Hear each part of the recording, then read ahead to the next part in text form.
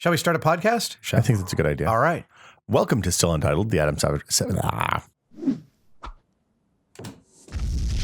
Welcome to Still Untitled, the Adam Savage Project. I'm Will. I'm Adam. And I am Norm. Greetings, everybody. It's a lovely Saturday morning here in San Francisco. It is. I'm sorry for getting you guys up so early. No, it's coffee. good. You brought pastries, Pastries from company. skin mites, skin lice. Skin lice. Only kaiju skin mice. You know, There's only one way to kill these two. It's with the Blade Runner blast. I don't know if you talked about this on the show before, but when you saw Pacific Rim and saw the skin mite, which they made animatronic ones, we did a video at Comic-Con about the legacy effects, the moving ones. You recognize that there was an actual creature, a real creature in the world. They're called isopods. Isopods. And they're not nearly as cool looking as this. I think they get really big down by Antarctica. Please don't go by me. I am not a font of actual information. Everything is half remembered. You play one on TV. And my brain is old. So if I remember correctly, they grow really large down by Antarctica, like this large. They do not have eyes like these. They're more like they look more like roly-polies, and they do not have such beautiful detailed legs. They're more like horseshoe crab kind of legs. But the cool thing is that because they're of interest to scientists and like science museums, companies sell plush versions of those. And I've seen, for example, I have a couple somewhere. Right. If you want to cosplay at a convention or go for Halloween as Charlie Day's character, right, that's a perfect companion piece. Absolutely. It's an easy costume, too. Totally right. Yeah. And all you got to do is talk like this. Oh my God. So we've been doing a bunch of spoiler casts lately. Yeah. I'm going to love them. And as far as I can see from the comments, no one's really complaining. I mean, people like them so much they've asked us to actually break it out, make its own separate podcast, and we just do a regular spoiler cast. I don't know that we can do that just logistically, because it's hard enough getting just one podcast done. But it's going to be another spoiler cast. We want to do another spoiler cast this time about just an amazing book, an incredible achievement, and it's called The Martian. I thought you were going to say this time it's personal.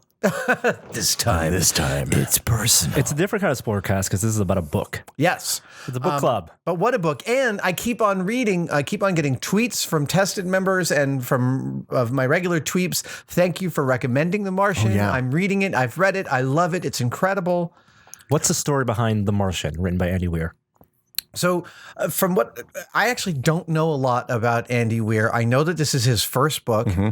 I know that he has to know a couple of really, really bright people at NASA, at least, who are polymathic in their knowledge of NASA hardware. But I mean, even if he doesn't, well, first off, he lives in the Bay Area, so I think he lives down in Foster City. He's we're gonna friend get him of on a the talking friend. room. Yeah. He even if he doesn't have friends at Ames or JPL or wherever, a lot of the information that's in the book is probably online in white papers and stuff like that. So we should explain what the book. Let's start from the beginning. Yeah, it reminds me a lot of, if you ever read The Hunt for Red October, which was Tom Clancy's first book, and it was something he had spent like 12 years or something researching and figuring out how submarines work. And he wrote these incredibly detailed, long narrative sequences about interesting failures inside machines, complex machinery. Right. Like that's the thing that stands out to me about it's a spy book, but that's the interesting thing to me. Andy Weir does a lot of the same kind of stuff with The Martian, but it's told mostly from the first person. It's mostly from the first person. And the thing that's remarkable about it is at the broadest overview, and I haven't been able to really talk to anyone about it because I keep just telling people to read it, and then I make sure I tell them nothing, because the less you know, the better. Mm-hmm. So if you haven't read the book, just stop right now and read the book. Come back and listen. The Kindle told me it took me 5 hours to read last night. Go read the book. Yeah, the audiobook's like 10 hours long. I read it on my flight to Australia, and then I just listened to the podcast. So when I was in Australia, I was lucky enough to actually have breakfast. My wife and I had breakfast with Chris Hadfield and his wife, Helena. And they're lovely, lovely people. And Helena said, Chris had read it, but Helena had actually listened to it and said that the audiobook is fantastic because the reader, the guy who reads it, whose name escapes me right now, but we can put it up on a website. He does all the characters. Oh, really? It's one guy doing all the voices? One guy doing all the voices, including at NASA 2 distinctly different Indian accents. Oh, wow. So that you can tell when these two guys are talking to each other who's who. The other guy, he does Southern accents, he does Chinese accents, he does everything. And I mean, it's a tour de force of audiobook. I want to talk about the audiobook in terms of how this could, as people are movie fans, how that affects your perception of what a movie of this would be like. But we'll get that in a little bit. Okay, so so the broad strokes. Let's talk about the book. The broad strokes are: it's an American astronaut stranded on Mars. The opening, it has, I think, one of my favorite opening lines of all time, which is just, "I'm pretty much fucked." Well, I'm pretty much fucked. Yeah. He is. It's a very cursy book. Oh, well, I mean, I think the situation it warrants. Absolutely, but it actually made me think about that. I know I'm going off on another tangent, but it made me wonder about the movie because I'm sure they're going to aim for a PG-13 on the movie when it really should be an R because everyone says fuck all over the place. I mean, here's the thing. It's first person written by a guy who is on the public is already losing interest in going to Mars. It's the third Mars mission. Yeah. Public's losing interest is fading. And then there's a mild disaster a few days into the trip. Yeah. And they have to abort, but he gets left behind. Yeah. Due to bad luck, hostile environment. As we talk about this, understand that in this book, every last bit of the technology that's explained, how an antenna hits him in the side, knocks him out, makes his suit lose pressure, but because he falls on the antenna, his suit keeps enough pressure, he bleeds into the hole that's leaking air enough to actually keep him alive until he wakes up from having passed out to find that his crew has actually left him, thinking he's dead because the antenna also pierced his life support transmitter, and they all got readings that he was dead. They saw his signs drop off. They looked for him for a few minutes, and then they had to go, or their escape ship was going to die. Yes. And so every last technological thing in this book is described in the most painstaking detail, and it's correct. From an engineering standpoint, it's correct. It's also important to say it's not tedious. Like you could do, like, the reason I compared it to Hunt for Red October is it is the same level of gripping. He sets up everything you need to know, even if you have no knowledge of this stuff at all, to understand why it's concerning. Like there's a passage early on where he talks about the sequence of things that can go wrong that will kill him. Right. And it's like it's just a paragraph. And he's basically talking about, I'm looking at my notes. He says, if the oxygenator breaks down, I'll suffocate. If the water reclaimer breaks down, I'll die of thirst. If the hab breaches, I'll just kind of explode. If none of those things happen, I'm eventually run out of food and starve to death. So yeah, I'm fucked. That's all in the first chapter. Yeah, right. And the format, because it's in first person, is his journal. So him typing these journals. Well, and so it's a journal or it's recorded, but it's basically as he's trying to survive, he recognizes that this. The chronicle of his survival will be interesting to somebody else who comes to Mars. So for posterity, he's recording it, and it's a very honest voice. Well, but I think it starts out that way, and I think about, let's say, because he's on. We're going to spoil here. Yeah, he's on Mars for a year and a half. Yeah, about 3 or 4 months in, I think it becomes his way of keeping sane. Oh, absolutely. Absolutely. Right. No, I agree. And that's what I mean is that the journal goes through a progression that doesn't ever you never feel like you're being handed exposition. Right. Even when halfway through the book, they actually cut to third person and you start, or about that was a big twist. Like when they jump to the NASA perspective, you jump to NASA. That's weird. What's going on? Right. I thought it was in this guy's head. Yeah. And then suddenly you got a very, and then he experiments with different ways of formatting the chapters. And even goes to even more distant third person to talk to you about the manufacturing of parts of the habitat that he's in that will fail, called the hab. Right. When the seam breaks, there's and it's interesting because it's the kind of thing you think, oh, this crazy sequence of events could never happen, and then you go back and think about what you know about Apollo 13 and the Challenger disaster and the Columbia disaster and the tiny series of mistakes, hundreds and thousands of hours back down the supply chain that caused tragic failures. Right, a bolt being slightly bad. I think from him writing this, because he has to write not only the problems that naturally come from how do you survive without enough food and come with ingenious ways, but also then incorporate new challenges that and then reverse engineer ways to solve that from writing perspective is incredible. It's really amazing. And because it's all, he even shows his math and it's never tedious. Like talking about the calories. Calories, right. He's like, he has enough food for 400 days, but he has to survive for at least 950 days if he's going to wait until the other crew comes back to The Mars next in mission. a worst case scenario. And it's a book for nerds. Like, we all do the fun thought experiment. How would you survive? How would you deal with this situation? And he walks through every little bit in a way that, like, I wouldn't have thought of that. Oh my gosh. Even down to how NASA's water reclaimers work within a sealed habitat and a closed system, so that as you're breathing and exhaling and sweating and urinating, all of that water is being reclaimed, filtered, and fed back into the system, and how he hacks that to both build his own water from a separate tank of hydrogen and oxygen. Oh my God. It's not even, it's hydrazine. He he breaks down hydrazine to make hydrogen and oxygen, and then that was water. Terrifying. Totally amazing. There's chemistry, there's material science. Using the airlocks and using the different parts of the pieces to hack themselves and give them fake readings so that they'll do things they're not designed to do. So in the fiction, he's a engineer. Multiple roles on a ship. They're sending on a multi-year Mars mission. They make sure that every crew member does double duty at least. And so he is both the botanist and the seems like the handyman, the materials engineer. Yeah. And both of those turn out to be critical to his survival. And he's also personality-wise the jokester, right? Which is what leads up to, like, the first chapter.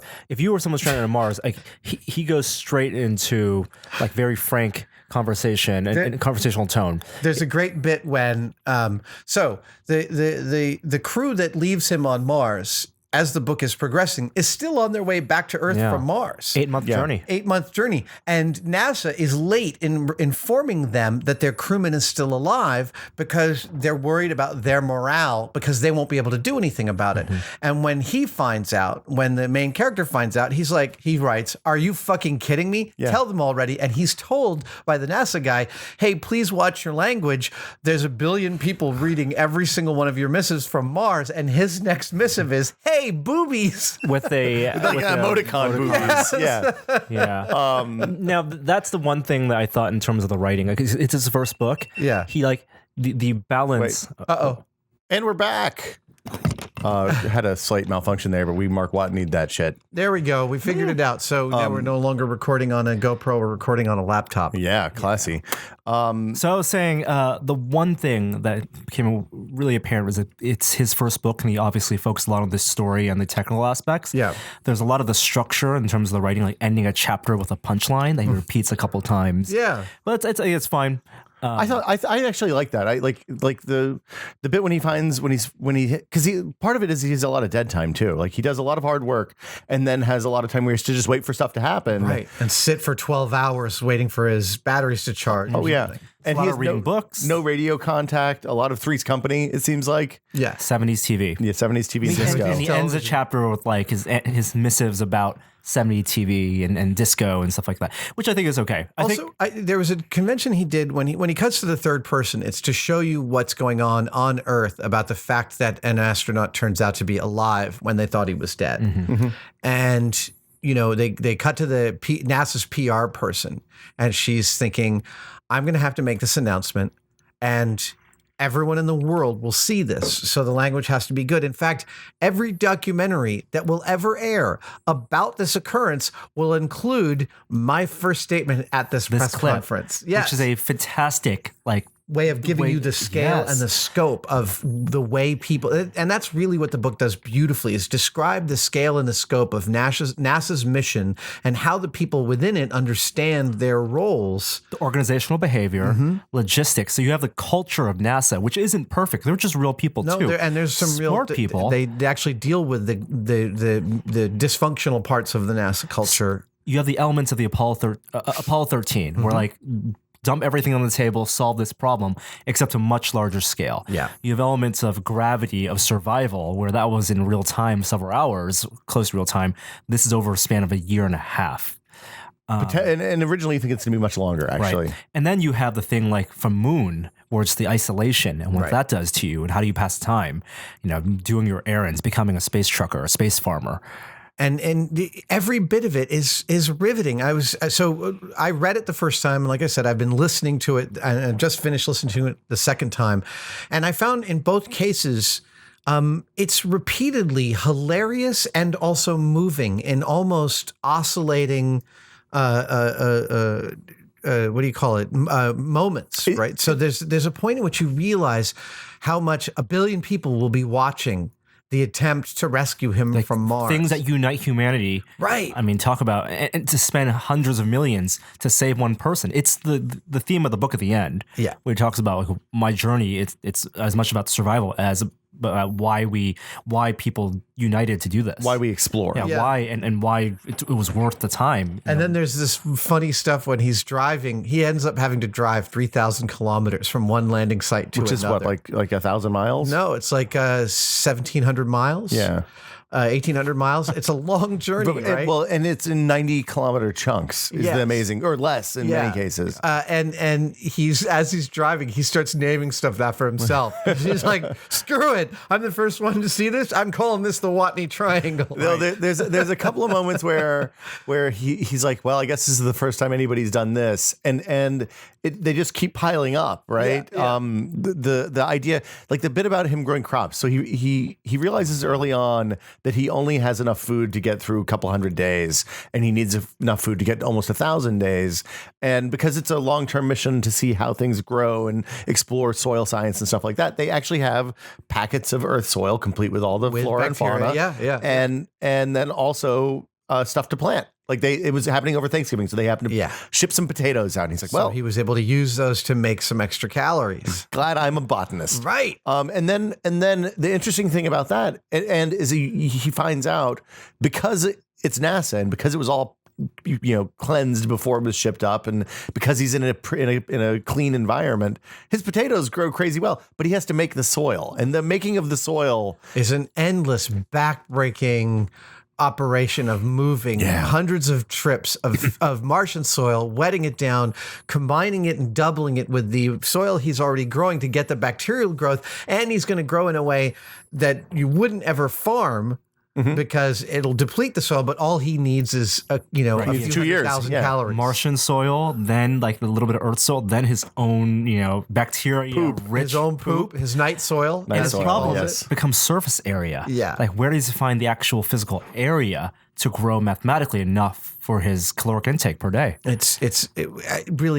Every bit of it is thrilling. Even having read it and listening to it only a month later, I'm just on the edge of my seat. I've been listening to it every time I've been driving over the past week. Well, and so then the other thing that I thought was wonderful is there's a period of time where there's no contact. He doesn't know that they know he's alive, which actually I thought was one of the problems with the book. I would imagine that if he explains it away.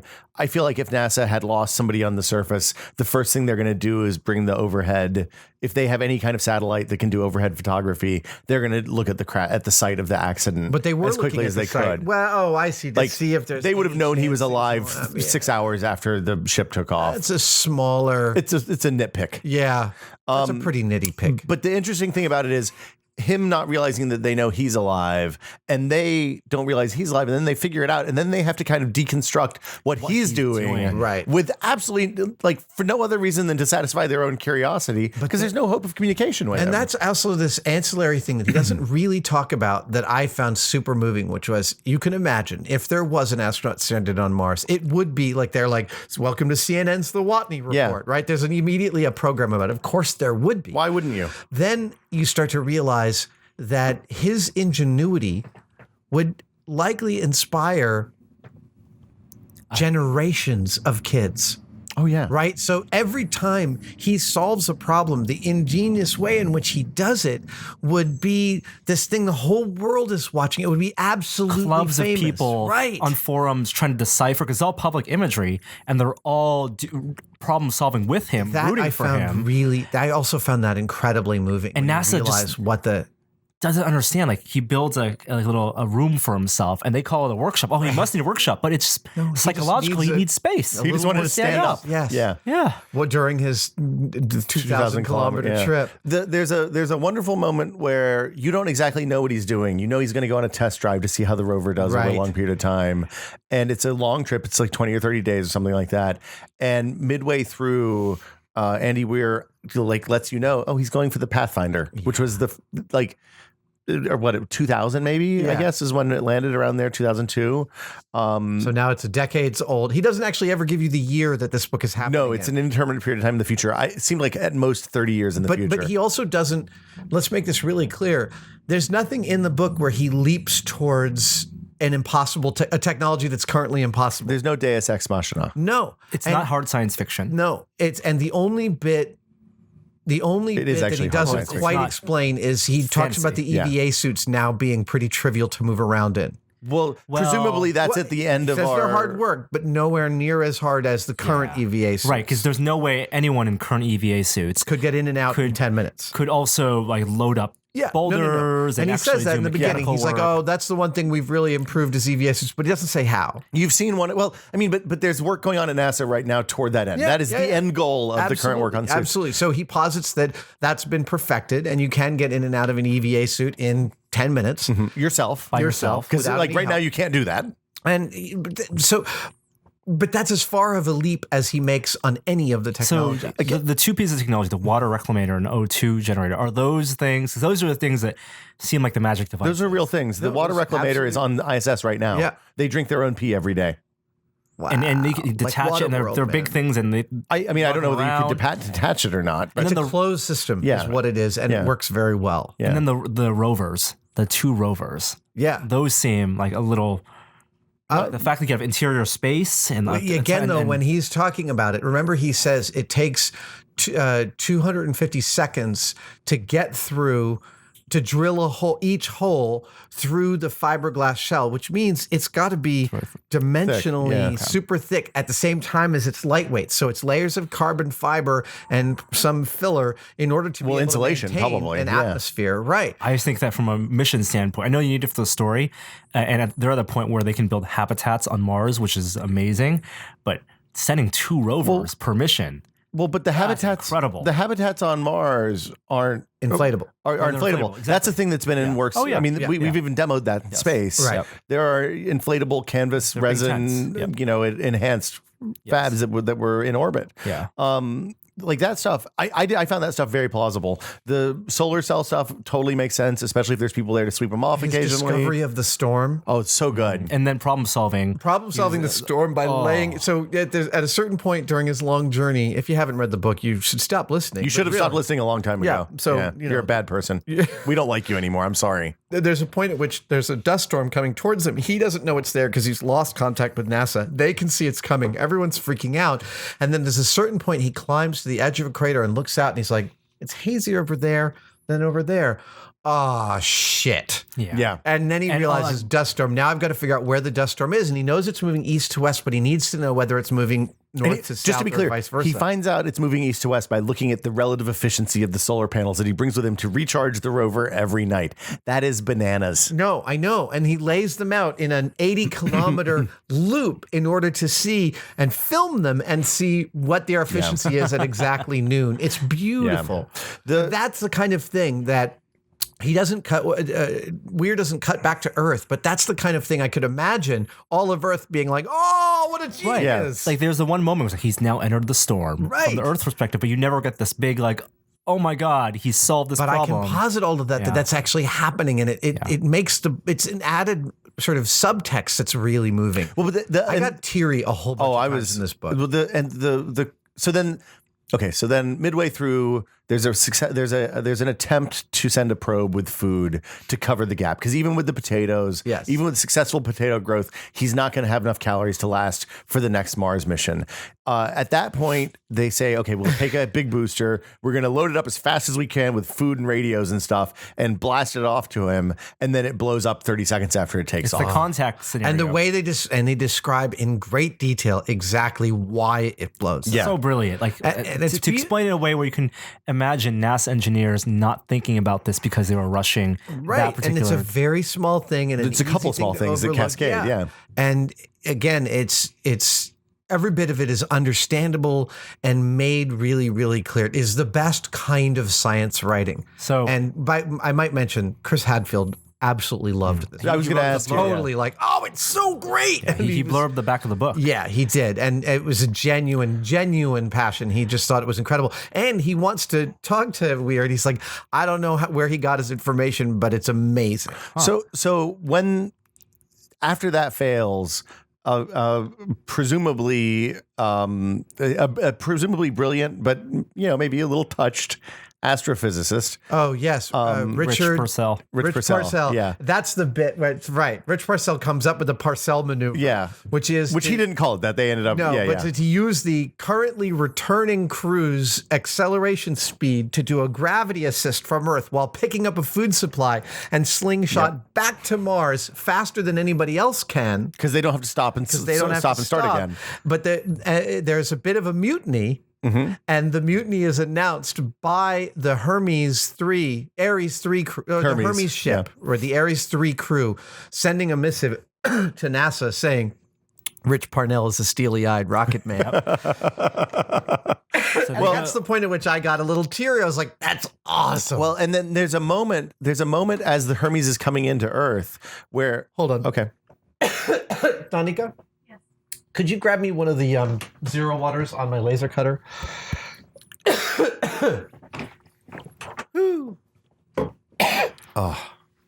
Frank, you stop putting shit on. Come on.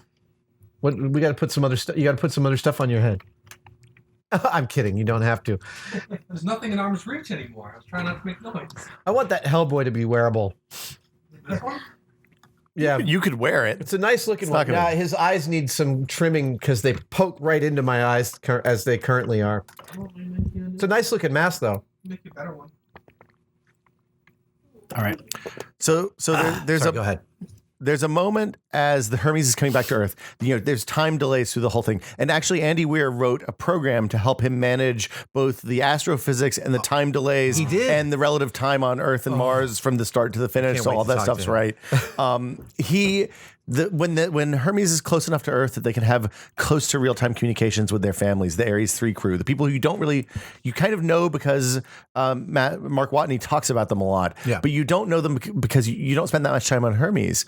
And they start talking to their families and talking about what goes wrong if the food resupply mission doesn't make it to the ship. Yeah. They all die. Well, they all die but one, presumably. Right. Oh, yeah. That's That's a I'm great- not, we can just leave that. Okay. Yeah. Yeah. That's it's only there for half a chapter. It's a sentence. It's like one sentence. But he does that. He does that. He brings in that drama of showing you the characters in their private moments with their families. In a beautiful way. The guy who has a 2-year-old kid, and he said His wife is pissed. his wife's pissed. You're going to be gone for another 2 years. Fuck you. And this is the but thing you had to do it. I Yeah. get it. that I think would be better translated in movie form, because we're talking about the crew, which already spent 8 months getting there, did not get the full 30 days they wanted on Mars, and then had to spend 8 months getting back. And they have the moments of the family, but you never get that one shot, which you can, I guess, is best done visually, where they finally see home again. And then they're going to have to blast right by. They go, we have to come back, and then goodbye for another 2 years. Right. And home again means that they can actually talk to their family with only like a 6-second delay. Yeah. It's the looking at the Earth shot. They never get that overview shot because it's a book. But I can imagine the movie. The crew It's of the ship. tantalizing. Right. Right. They could have stopped here, but they're going to go back for their friend. Now, it is a movie. It is being developed as a movie right now by Ridley Scott. Oh, my I goodness. actually know some of the guys that might be working on the spacesuits. And I have heard, I have not seen, I have heard tell that Matt Damon might be playing Mark Watney. I thought that's what I heard. I didn't know if that wasn't. They would have to get rid of the. It's a great choice. They would have to get rid of the dude who doesn't get laid bit at the end. Not in this bit. That's hilarious. Scott is a perfect choice for this. He really understands the drama of space and has worked with it a bunch. I know that Prometheus has mixed reviews, but Ridley Scott really is an amazing, amazing director. And I found myself listening to it the second time, knowing that it's being developed, thinking about you have to cut a whole bunch. You'd have to chop a whole bunch of action out of this film. But so much of it happens in his head. I think you remove the number of disasters on Mars, to cut those down. And, Right. It's less exposition and more showing. There's less exposition, more showing. It can't be total voiceover. So my guess is that where the book spends about 80% of its time in Watney's journals, if not a little more, but I think that's pretty accurate. I think the movie's going to end up being almost like 50-50, if not a little more on Earth. You need You'd the be bouncing supporting back and cast. forth Yeah. for expositional purposes and for scope and scale. Yeah, because the challenge with a lot of the stuff that happens on Mars is that if you didn't have the text that Andy Weir does such a good job explaining, it wouldn't be believable. Right. Like if all of a sudden the airlock just blows off for no reason, the hab depressurizes, you're gonna be like, well, that what caused that? I wish right now, more than almost anything else, I want to see the art department's pre-production design For the on this. rover, the trailer and the Rovers, rover. the trailers, the hab, the terrain, the filling it up with the Pathfinder, filling the second rover with the oxygenator and the water and the water tanks, all of that stuff. I imagine a lot of that in the screenwriting process gets transferred over back to NASA as they problem solve because they're in committee form. They will verbalize the stuff. So challenges I'll tell you that compressed. See, there's a thing about the book is that you keep on getting Watney's humor. Even when really bad stuff happens, and it's all actually happening after the fact, right? So you're always reading, well, that didn't work. I blew up the hab. Here I am writing from the rover. But in the movie, it's all going to be as it's happening. It's actually going to be even more dramatic. So I frankly just really finish. No, of course. I feel like it's going to end up feeling a little like Touching the Void, like almost abusive in terms of like, Jesus, can anything else happen to this guy? But there's nothing unrealistic about what happens to him. I mean, in fact, actually, the narrative structure is more than that.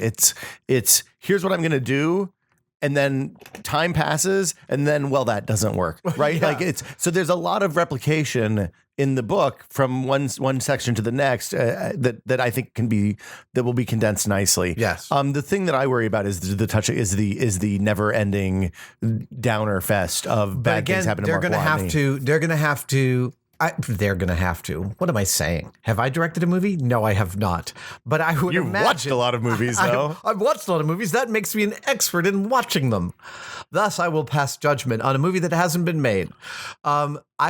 I would feel strongly that a properly done adaptation of this makes sure that you temper the difficulty that Watney goes through with his deeply survivalist sense of humor. Yes. Yeah. Montages of watching the TV shows.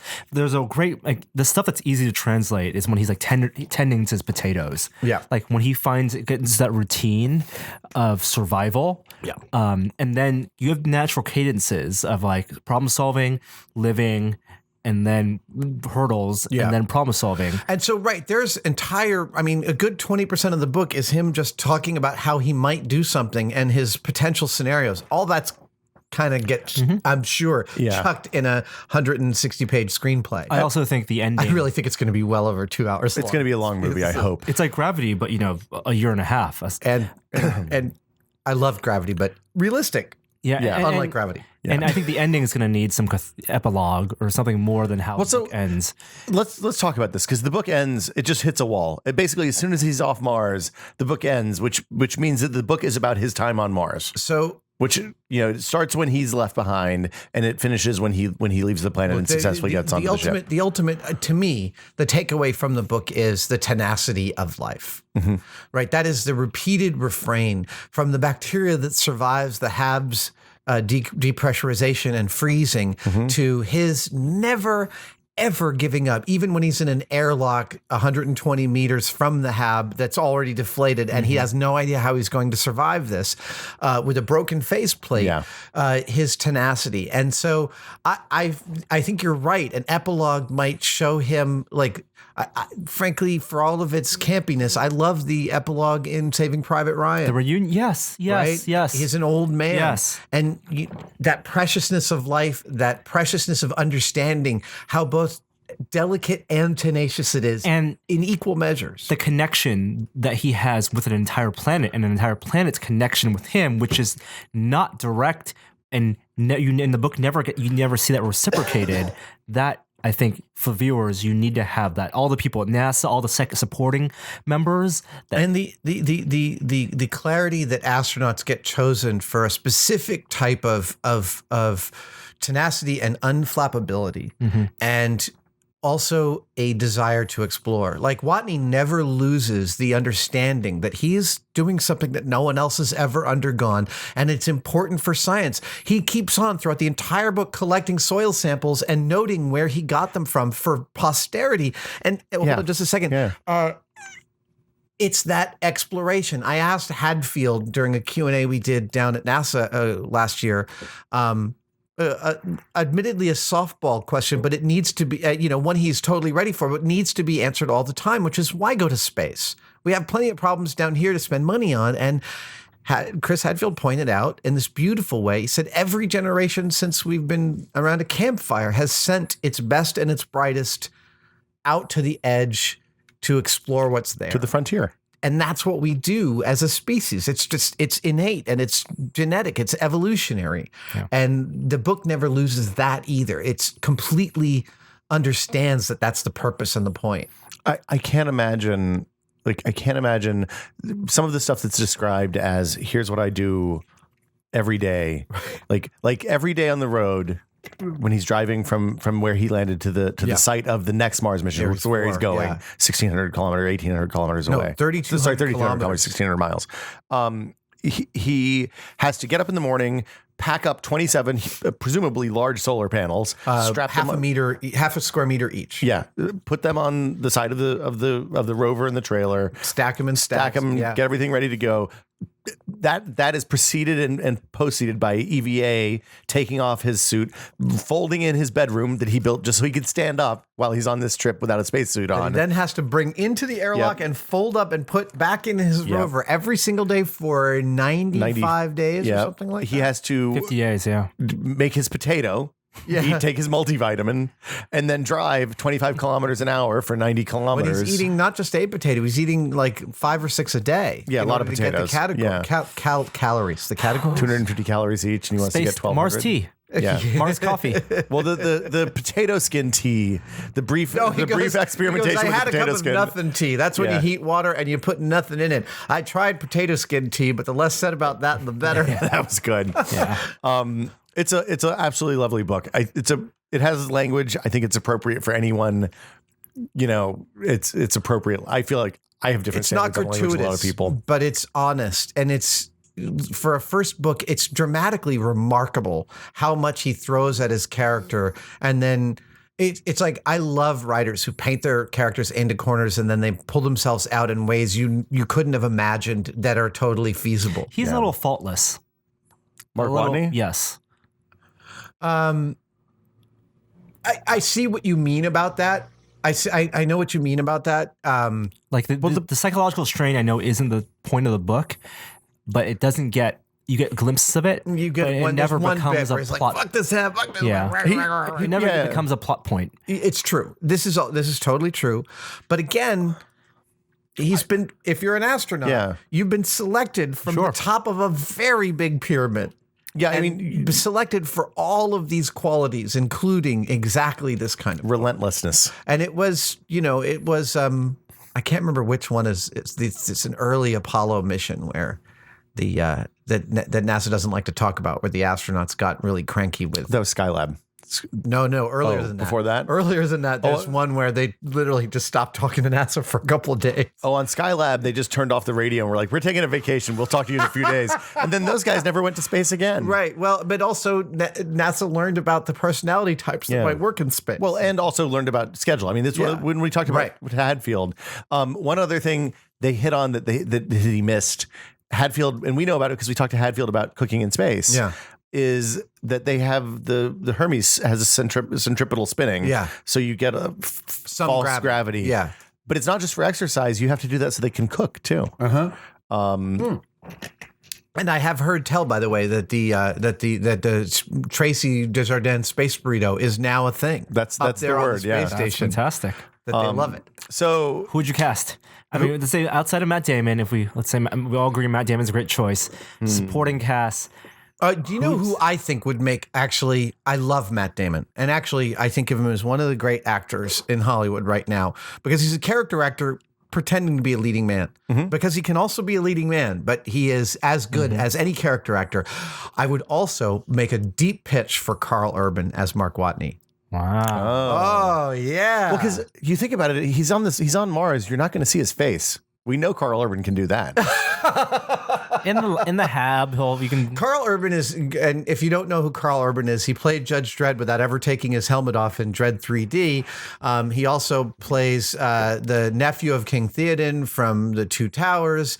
He also plays Bones in the Star Trek movies. You've seen him in a million. He also plays the Russian villain in the second Bourne films. You've seen him in a million things. Was he in Terminator or something too? He might have hadn't seen Terminator Salvation. Yeah, one of I haven't those- seen no. that yet. It was I heard something it was so around bad that I didn't time. want to see it.